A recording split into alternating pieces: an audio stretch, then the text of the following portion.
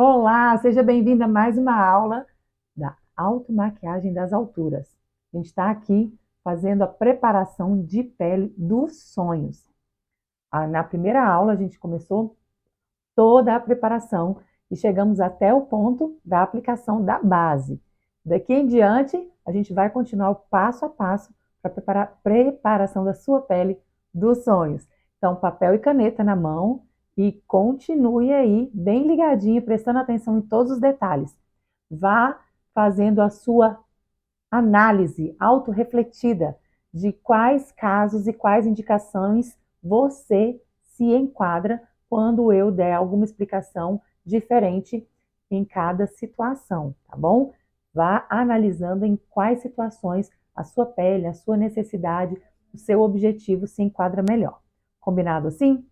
Por que, Suelen? Olha só, depois da aplicação da base, agora a gente vai dar aquela iluminada, principalmente nessa região aqui da área dos olhos, né? É o momento de aplicar o tão famoso corretivo mais claro que é a cor da sua base, para a gente fazer uma área de iluminação. Por que, Suelen, fazer uma área de iluminação? Eu nem tenho muitas olheiras assim, eu nem tenho olheira muito profunda ou muito marcada. Ótimo. Se esse for o seu caso, está bem mais fácil. A gente pode fazer essa área de iluminação usando apenas um pó solto, translúcido ou de uma cor mais clara que a cor do seu pó compacto. A gente também pode fazer dessa forma.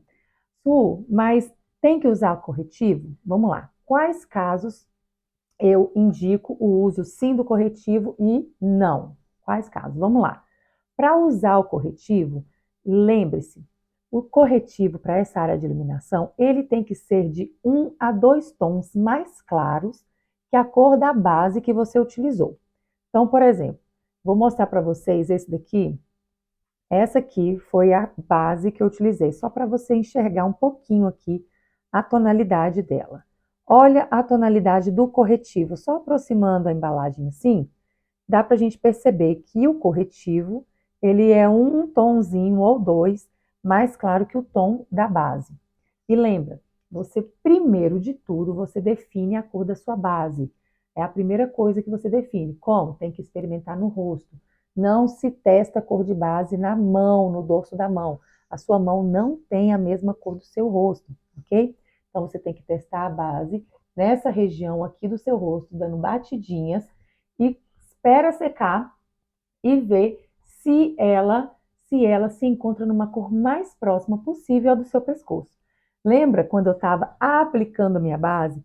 Pelo estouro da luz, parecia que estava muito mais claro, mas olha aqui, depois que a base seca, ela dá uma oxidada. Por isso que, mesmo quando você estiver lá na loja, você tem que aplicar. Aplica uma cor de base aqui, aplica outra cor de base aqui do outro ladinho, quantas forem necessárias nessa região. Espera alguns minutinhos até a base secar.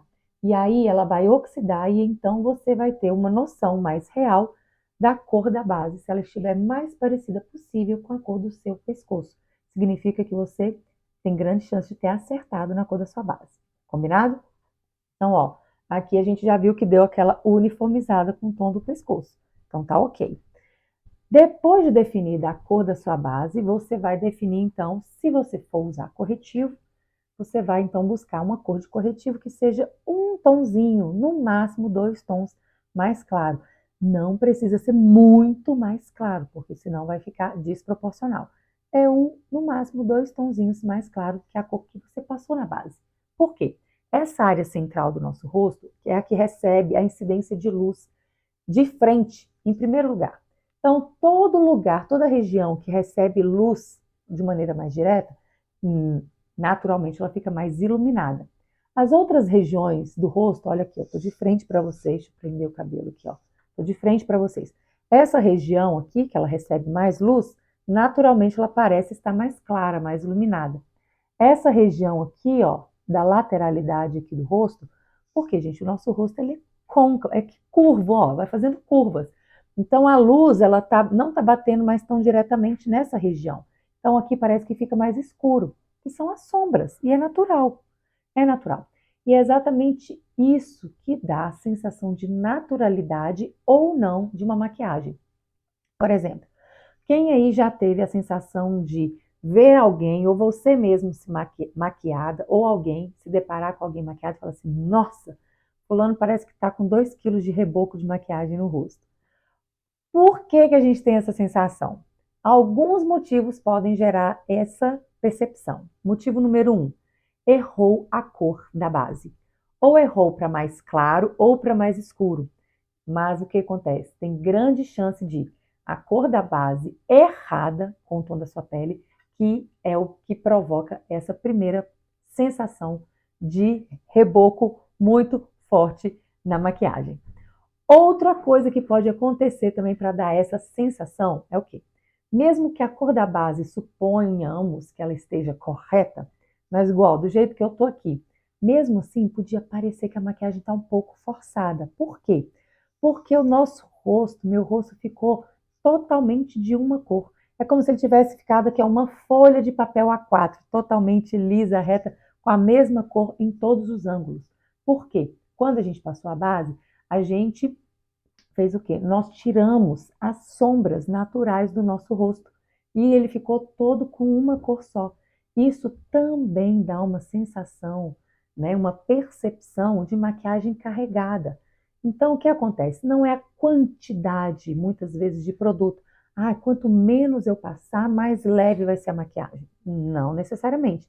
Já expliquei lá em momentos anteriores que a sua pele é como uma esponja, ela vai sugar tudo que você colocar nela. Então, se você passa pouquinho produto demais, que não tem nenhuma capacidade de fazer uma cobertura uniforme, a sua pele vai sugar aquele pouquinho de maquiagem e poucas horas depois vai dar aquela sensação de que a maquiagem foi embora. Nossa, parece que eu nem estou maquiada mais, porque a sua pele sugou aquela maquiagem, não foi a quantidade adequada para fazer a cobertura de maneira uniforme.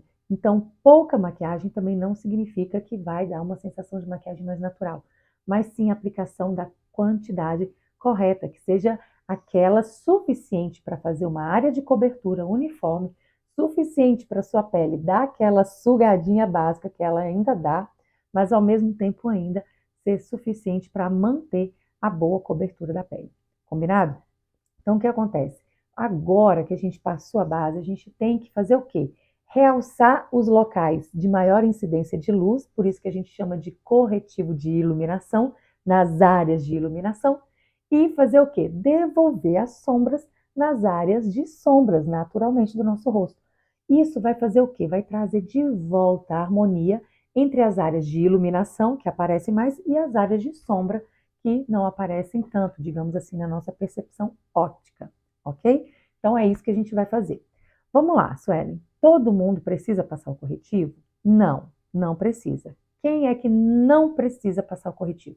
Se você não tem muitas olheiras profundas, você não tem muita variação de cor da pele nessa região, você não precisa passar necessariamente corretivo, tá? Outro tipo de pessoa que também não precisa passar corretivo. Se você já tem muitas linhas aqui nessa região da área dos olhos, nessa região do pé de galinha, se já tem muita pelezinha, assim, ó, algum pouquinho de flacidez, tá? Ou aqui já dá aquela sensação de craquelado por qualquer coisa, você já sente aquele craquelado aqui na região da área dos olhos, eu também não recomendo passar corretivo. Por quê, Sueli? E mesmo se eu tiver muita linha aqui de expressão, muita área de pelezinha aqui, de linhas de expressão e pé de galinha, mas eu tenho a cor da minha olheira, ela é escura. Eu preciso passar o corretivo para disfarçar essa cor. Vamos lá. O que acontece? Nós temos outras técnicas de trazer essa área de iluminação necessariamente sem precisar do corretivo. Por quê? Lembra que eu falei que peles maduras, peles que têm já muitas linhas de expressão, muitos poros abertos, certo? Principalmente nessa região dos olhos, se você já tem uma sensação de que craquela facilmente a sua pele nessas regiões, lembra que eu falei? Use produtos mais fluidos possível, certo? Tanto na base quanto no corretivo. Só que acontece, minhas queridas, corretivo, na maioria das vezes, ele é muito grosso. O corretivo ele tende a ser mais grosso do que a base mais grossa que a gente trabalha. A não ser que você use um diluidor de maquiagem para diluir esse corretivo, tá? Existem, por exemplo, os corretivos que a gente até chama de camuflagem, que são esses pastosos, mas que também tem que ser usados com o diluidor de maquiagem. Então, o diluidor é um vidrinho, tá? Como se fosse um óleozinho, mas é específico para diluir maquiagem. Eu coloco aqui 2 ou 3 pinguinhos, venho com um pincelzinho, diluo, e aí sim ele fica bem fluido, bem leve.